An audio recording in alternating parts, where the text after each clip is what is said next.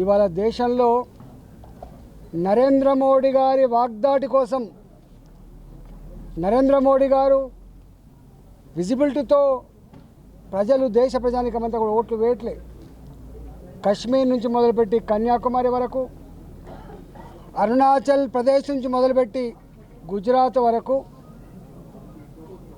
విభిన్న భాషలు, సంస్కృతులు, సాంప్రదాయాలు కలిగిన ప్రజానికం మామోడి అనుకునే పరిస్థితికి వచ్చింది. ఇవాళ అరుణాచల్ ప్రదేశ్ పైన మామోడి గారు అంటారు, ఇవాళ కన్యాకుమారి పైన మామోడి అంటారు. నాకు తెలిసి స్వతంత్రం వచ్చిన తర్వాత అన్ని వర్గాల ప్రజలకు మా నాయకుడు అని చెప్పి ఇవాళ ప్రజలు ప్రేమిస్తున్న ఏకైక నాయకుడు నరేంద్ర మోడీ గారు. నరేంద్ర మోడీ గారు అనేక సంవత్సరాలుగా పరిష్కారం కాని అనేక సమస్యలు పరిష్కరించి శభాష్ మోడీ అని చెప్పి ఇవాళ కితాబ్ పొందిండు నరేంద్ర మోడీ గారు. వందల సంవత్సరాలుగా పరిష్కారం కాని రామ మందిర సమస్యను ఇవాళ తనకు అధికారం ఉన్నప్పటికీ కూడా కోర్టుల ద్వారా తీర్పు రావాల్సిందే, న్యాయబద్ధంగా అక్కడ టెంపుల్ కట్టవలసిందని చెప్పి సర్వోన్నతమైన న్యాయస్థానం తీర్పు వెలువడి ఇవాళ వందల సంవత్సరాలుగా దేశ ప్రజలు కోరుకుంటున్న రామమందిర నిర్మాణం పూర్తి కాబోతూ ఉంది. అది జనవరి 22 నాడు దాన్ని దేశ ప్రజానీకానికి ఇవాళ అంకితం చేయబోతున్నారు నరేంద్ర మోడీ గారు. రెండవది, ఒకే దేశం ఒకే చట్టం రథయాత్రలు చేసినాం, ఆనాటి ప్రభుత్వాలు పట్టించుకోలే. జమ్మూ కాశ్మీర్ ఒకప్పుడు లాల్ చౌక్లో జెండా ఎగిరేయాలంటే రక్తం దారబోయవలసినటువంటి సాంప్రదాయం ఉండే.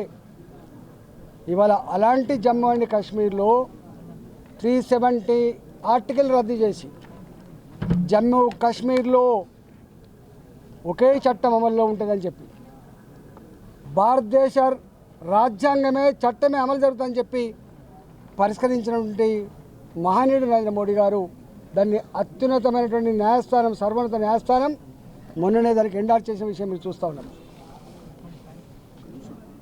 ఖలిస్తాన్ ఉద్యమాలు, నార్త్ ఈస్ట్ స్టేట్స్లో వేర్పాటు ఉద్యమాలు జరిగినాయి. కానీ వాళ్ళ ఈ దేశంలో ఎక్కడ కూడా వేర్పాటు ఉద్యమాలకు ఆస్కారం లేదు. ఇవాళ అనేక సంవత్సరాలుగా POK, పాకిస్తాన్ ఆక్యుపైడ్ కాశ్మీర్,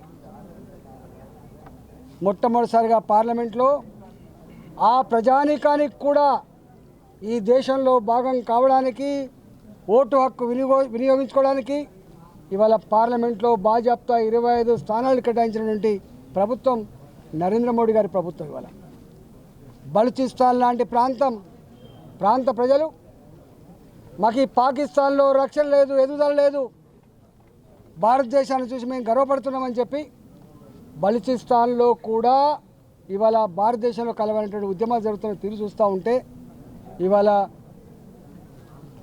ప్రపంచ చిత్రపటం మీద భారతదేశ ఔన్నత్యం, భారతదేశం యొక్క గొప్పతనం మేం పోవడం కాదు, వాళ్ళు ఇలా మాట్లాడే పరిస్థితి వచ్చింది.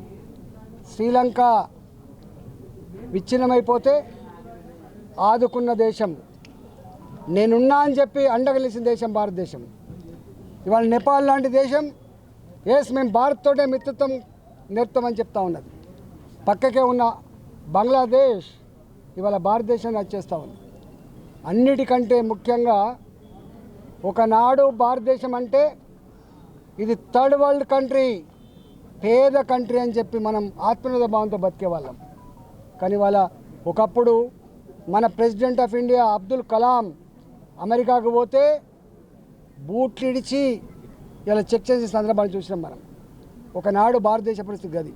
కానీ వాళ్ళ అదే నరేంద్ర మోడీ గారి నాయకత్వంలో ఇవాళ అమెరికాకు పోయినా, యూరోప్ పోయినా, గల్ఫ్కు పోయినా ఇవాళ నరేంద్ర మోడీ గారి యొక్క గౌరవాన్ని చూస్తూ ఉంటే ప్రెసిడెంట్ ఆఫ్ అమెరికాతో కూడా భుజం మీద చేయి వేలుగేటువంటి సత్తా సంతరించుకున్న దేశం భారతదేశం. అది నరేంద్ర మోడీ గారి నాయకత్వంలో వచ్చింది. ఇట్లా దేశాల ప్రధానమంత్రులే నరేంద్ర మోడీ గారికి నమస్కరించి మీరు గొప్ప చేస్తున్నారని చెప్పి మాట్లాడుతున్నప్పుడు భారత జాతి పులకించిపోతూ ఉంది. ఈ వీడియో మీకు నచ్చినట్టయితే లైక్ చేయండి, 10 మందికి షేర్ చేయండి. అలాగే కామెంట్ల రూపంలో మీ అభిప్రాయాలను మాతో పంచుకోండి. Nationalist hub group of channels ను సబ్స్క్రైబ్ చేసుకుని తెలుగునాట జాతీయవాద జర్నలిజాన్ని ప్రోత్సహించండి. ఈ వీడియో కింద ఉన్న బెల్ ఐకాన్ పై క్లిక్ చేయడం మర్చిపోవద్దు.